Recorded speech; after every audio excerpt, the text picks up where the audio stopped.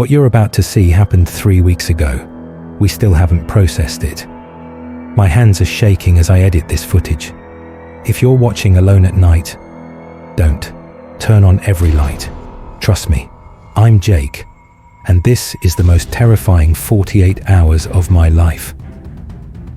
Along with Marcus and Sarah, we camped in America's most haunted forest, the Freetown-Fall River State Forest in Massachusetts. After what we experienced, I believe every horror story about this place. The locals wouldn't talk to us. When we mentioned where we were going, the gas station attendant said, "You kids need to find somewhere else to play." An elderly woman grabbed my arm and whispered, "That place takes people. They don't come back the same." But we're YouTubers. We don't listen to warnings. We should have. This forest has a history that'll make your skin crawl. Native tribes considered it cursed ground. In the 1980s, a cult used these woods for rituals, animal sacrifices. Human remains were found.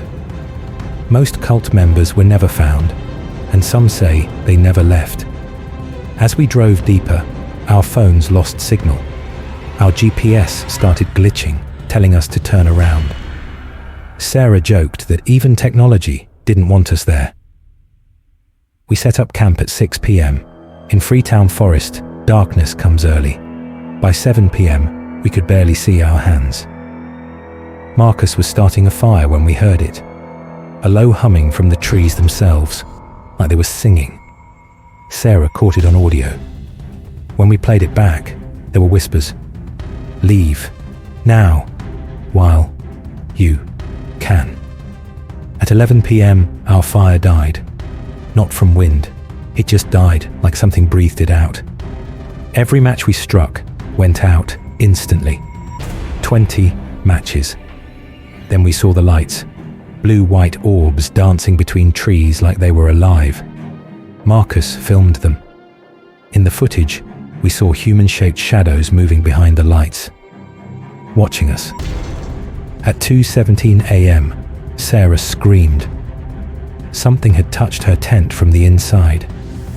But Sarah was sitting next to us. Her tent was empty, 20 feet away.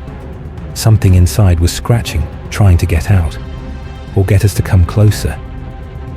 The scratching stopped. The forest went silent. Then we heard footsteps circling our camp. Whatever was out there was playing with us, stopping just outside our flashlight beams. Then a woman's voice called from the forest. "Help me, please. I'm lost." It sounded desperate, but something felt wrong. Too clear, too perfect. Marcus started walking toward it. We grabbed him. "Don't, that's how it gets you." The voice got closer. "Please, I can see your light. I'm so scared." We shined our lights toward it. Nothing. But the voice continued from above us. Something was in the trees, looking down. We should have left, but our car keys were gone, missing from Marcus's pocket.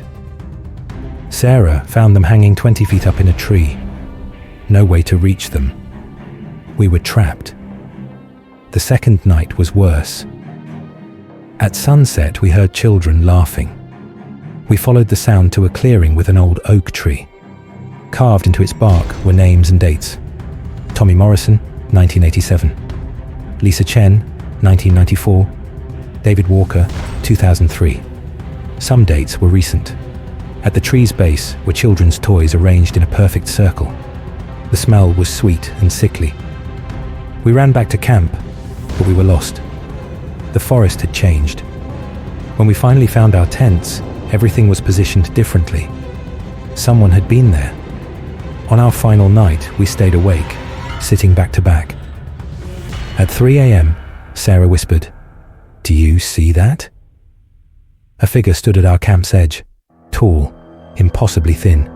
It just watched us. Then Marcus whispered, "Look behind you." Another figure, then another. We were surrounded by 7 figures, standing perfectly still.